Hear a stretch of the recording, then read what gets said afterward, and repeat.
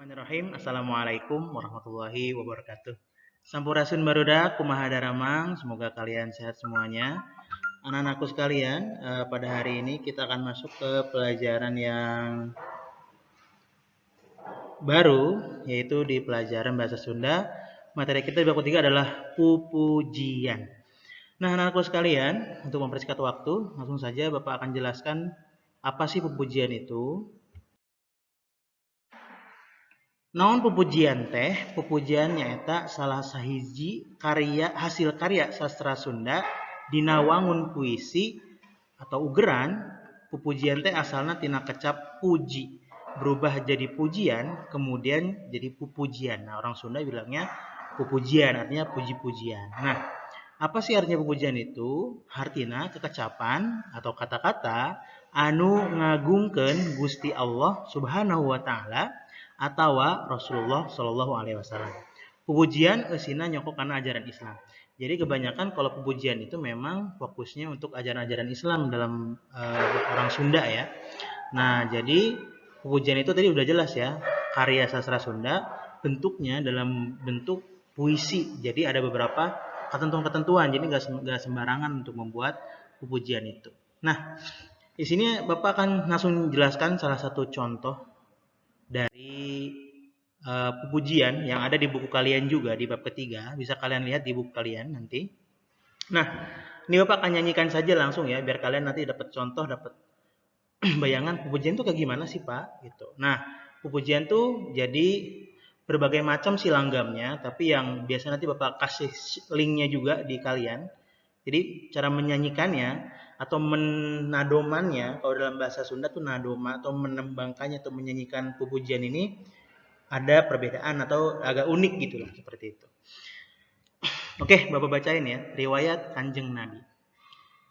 Gusti urang sadayana Kanjeng Nabi anu mulya Muhammad jenenganana Arab Quraisy bangsana Ibuna Siti Aminah Ramana Sayyid Abdullah dibabarkeun di Mekah wengi Senin tahun gajah. Artinya apa? Gusti orang sadayana atau Allah Tuhan kita semuanya, Kanjeng Nabi anu mulia, yaitu ya kan Nabi kita yang mulia gitu. Muhammad jenenganana, Muhammad namanya, Arab Quraisy bangsana. Arab Quraisy, sukunya Quraisy bangsanya. Jadi dari bangsa mana? Arabnya kan banyak suku-suku. Nah, kalau sukunya Nabi Muhammad adalah suku Quraisy, suku yang sangat terpandang.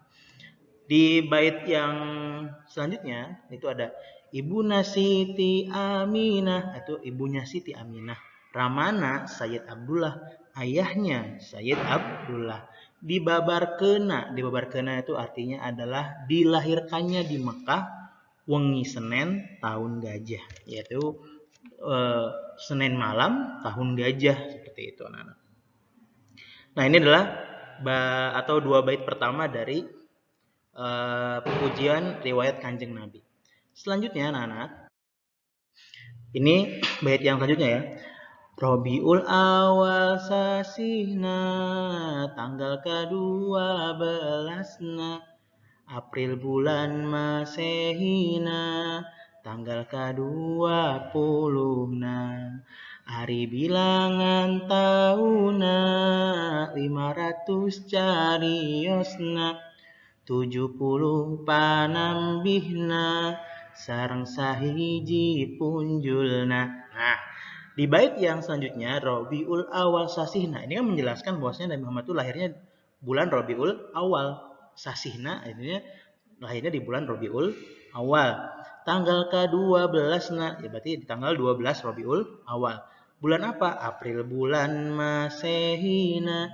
Nah, tanggal ke-20. Nah, kalau secara bulan Masehi itu ada di bulan April tanggal 20, ya kan? Yaitu adalah bulan dan tanggal lahir Nabi Muhammad Shallallahu alaihi wasallam. Kemudian di bait selanjutnya, hari bilangan tahunna. Kalau bilangan tahunnya tahun kapan? 500 cariosna. 500 sih katanya ditambah 70 ditambah 1 lagi. Jadi tahun lahirnya Nabi Muhammad SAW secara Masehi adalah 571 Masehi. Jadi 500 tahun lebih setelah lahirnya siapa? Nabi Isa. Karena Masehi itu dihitung dari kapan? Sejak lahirnya Nabi Isa alaihi salam.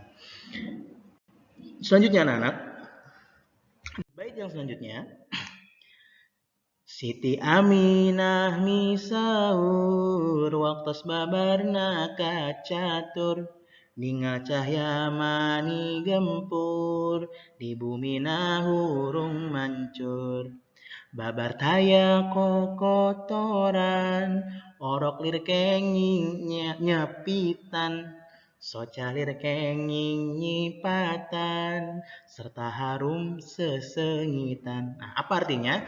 Siti Aminah misaur. Siti Aminah ibunya Nabi Muhammad SAW berkata, ketika waktu lahirnya itu beliau melihat cahaya yang sangat terang di bumi hurung mancur. Cahaya sampai menerangi seisi rumah.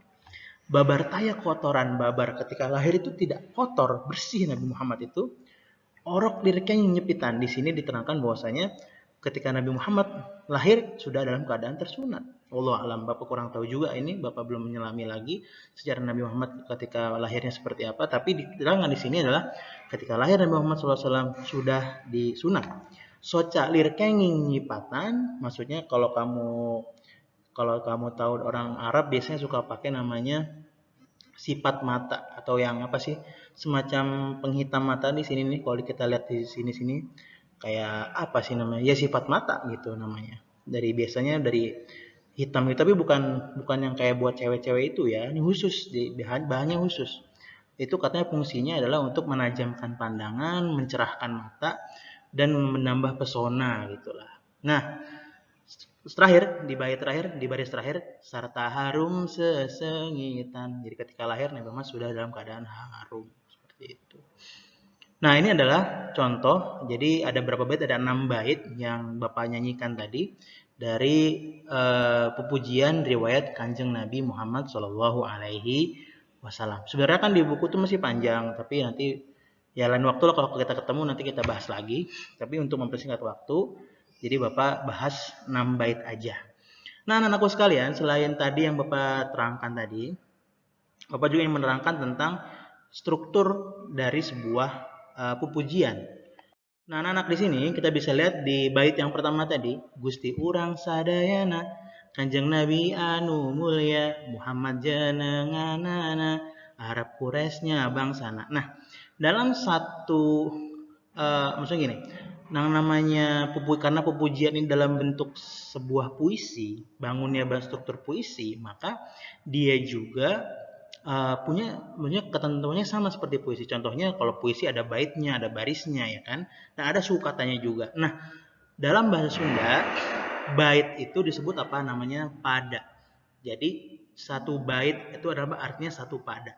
Nah, satu pada itu ada 4 pada lisan. Ada berapa baris? Ada 1, 2, 3, 4 baris. Nah, di situ ada 4 baris kan di sini. Nah, ada Gusti urang sadayana, Kanjeng Nabi anu mulia, Muhammad jenenganana, Arab Quraisy bangsana. Itu artinya ada 4 baris dalam satu bait. Sedangkan kalau ditanya suku engangnya ada berapa? Suku engang itu ada suku kata. Nah, dalam suku kata itu harus ada 8. Gusti urang sadayana. Kalau kita lihat yang kedua ada berapa coba? Kanjeng Nabi anu mulia. Ada 8. Rata-rata hampir semuanya 8 suku kata. Itu ketentuan dari sebuah pujian. Nah, seperti itu anak-anakku sekalian. Jadi nanti Bapak ingin memberikan sebuah tugas untuk kalian, tapi not today, gak masalah, bukan untuk hari ini. Kalian akan menyanyikan sebuah pujian. Nanti untuk Bapak ambil nilainya sebagai nilai keterampilan kalian. Nah, anak-anakku sekalian, itu saja dari Bapak untuk penjelasan dari bab 3 tentang pujian atau puji-pujian, dan sudah Bapak nyanyikan tadi tentang pujian riwayat Kanjeng Nabi. Seperti itu anak-anak ya. Semoga bermanfaat untuk kalian semuanya. Tetap semangat belajarnya, jangan malas-malasan, jangan lupa banyak belajar, tetap semangat ya, makan yang banyak, ya semua yang banyak lah, penting seimbang. Thank you very much anak-anakku kali sekalian. Hatur nuhun. Wassalamualaikum warahmatullahi wabarakatuh. Dadah.